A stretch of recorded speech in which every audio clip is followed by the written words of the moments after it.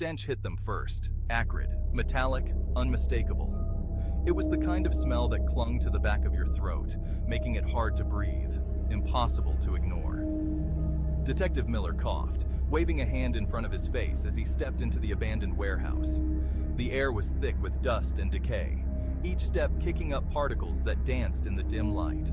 Light sliced through the grimy windows, illuminating dust motes dancing in the stillness. The warehouse had been abandoned for years, its silence now broken by the detective's cautious footsteps. And then he saw it. A shape, barely discernible under a dusty tarp, sprawled on the concrete floor.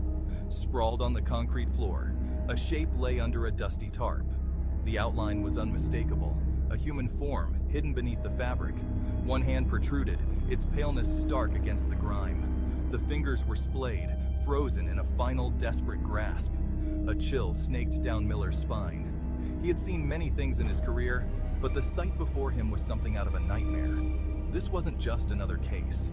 This was something far more sinister, something that would haunt him long after he left the scene. This was bad, real bad. The tarp was pulled back slowly, revealing the gruesome tableau beneath. Each inch uncovered seemed to reveal a new horror. The tarp was pulled back slowly, revealing the gruesome tableau beneath. The sight was enough to make even the most seasoned detective's stomach turn. A man, his face contorted in a silent scream, his clothes stained crimson. The blood had dried, leaving dark, ominous patches on the fabric. The silence of the warehouse seemed to amplify the horror of the scene, the gravity of the crime settling upon them like a shroud. Every creak, every distant sound seemed to echo the tragedy that had unfolded here. "Get forensics down here," Miller barked, his voice raspy. The urgency in his tone was unmistakable. They needed answers, and they needed them fast.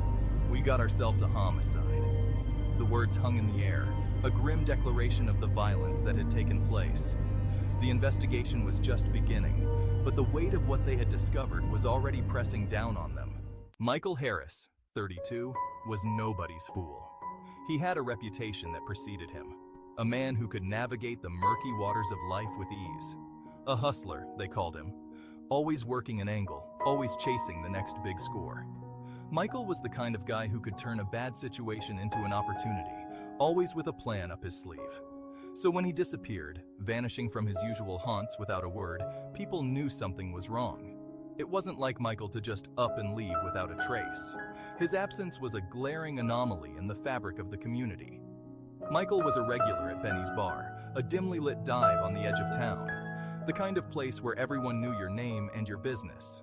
It was his second home, a place where he could be himself. He was known for his quick wit, his even quicker smile, and his uncanny ability to charm his way into or out of any situation. Michael could make friends with anyone, and he often did, leaving a trail of admirers and skeptics alike. But Michael had been missing from his usual stool for a week now, his laughter replaced by an unsettling silence. The bar felt different without him, like a stage without its star performer. His sister Sarah, a woman with worry etched into her features, reported him missing. She knew her brother's habits, his routines, and this disappearance was out of character. Her concern grew with each passing day. Michael might have been a handful, but he was family, and family, as they say, is everything. Sarah couldn't shake the feeling that something terrible had happened to her brother. The family rallied together, their concern turning into a collective mission to find Michael. They shared stories, pieced together his last known movements, and held on to hope, even as the days turned into weeks. Her pleas for information, plastered on telephone poles and whispered in hushed tones across the neighborhood, remained unanswered. Until now. A lead had surfaced, a glimmer of hope in the darkness. The search for Michael Harris was far from over, but at least now, there was a direction to follow. The medical examiner's office was a cold, sterile place, a stark contrast to the chaos of the crime scene. Dr. Lewis, a woman with eyes that had seen too much, worked meticulously, her scalpel a silver whisper against the cold flesh. The body on the steel table, now stripped of its identity as Michael Harris, told a story of unimaginable brutality. Multiple stab wounds, deep and vicious, marred the torso. Defensive wounds on the hands spoke of a desperate struggle, a fight for life brutally extinguished. Time of death? Detective Miller asked, his voice echoing in the sterile silence. Approximately a week ago, Dr. Lewis replied, her gaze unwavering. Cause of death is hemorrhagic shock due to multiple stab wounds. This was personal, Detective, filled with rage. The warehouse floor was a canvas of carnage. Dried blood, its dark stain a stark contrast to the grimy concrete, marked the spot where Michael Harris had breathed his last. The forensics team, clad in their white suits, moved with practiced efficiency, their movements a macabre ballet as they dusted for fingerprints and collected samples.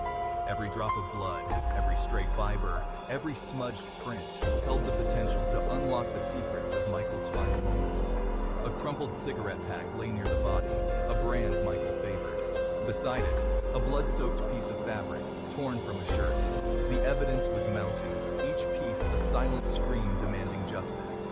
"We're getting a hit on those prints, Detective," a young officer called out.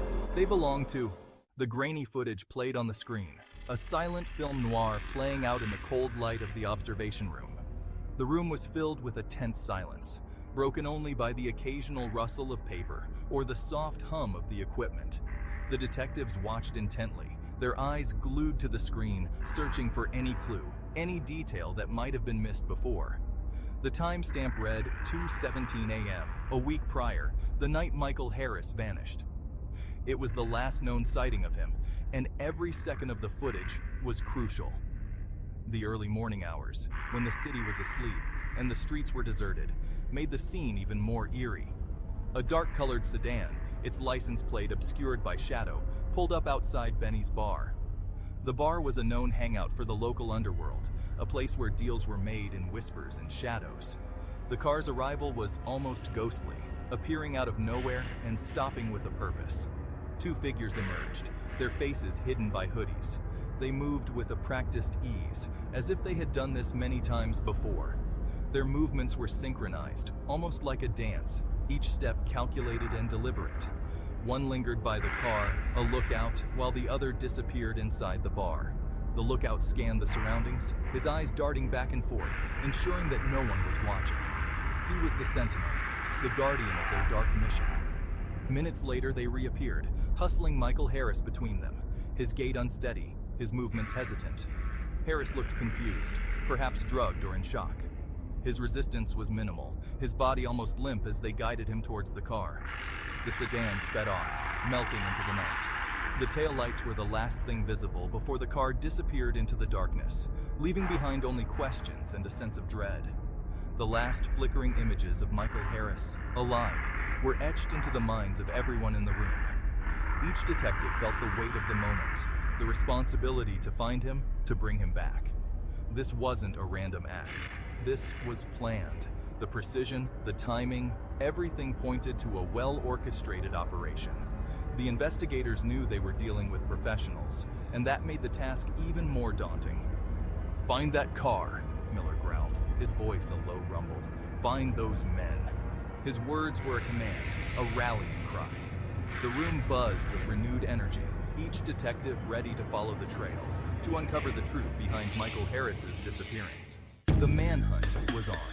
News of the murder spread like wildfire through the city, igniting fear and outrage in equal measure. Michael Harris might have been a small-time hustler, but he was one of their own. And nobody, the city seemed to collectively decide, messes with one of their own.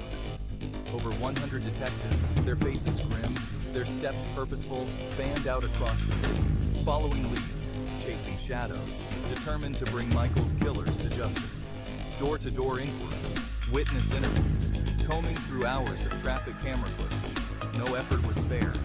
The pressure was on, the weight of the city's expectations pressing down on them. They were hunting not just murderers, but monsters, creatures who thrived in the shadows, who preyed on the vulnerable. And they were coming for them. Candles flickered in the night, casting dancing shadows on the faces of the gathered crowd. A makeshift memorial, adorned with flowers, photos, and handwritten messages, stood as a testament to the life lost and the pain left behind. Sarah Harris, her face etched with grief, stood surrounded by friends and neighbors, their presence a silent promise of support. The community, shaken to its core, had come together, united in their grief and their determination to see justice served. The investigation was ongoing, the details closely guarded, but the message was clear. This crime, this act of senseless violence, would not go unanswered. The city, in its grief, had found its strength, a steely resolve to not let fear win. They would find Michael's killers. They would get justice. They would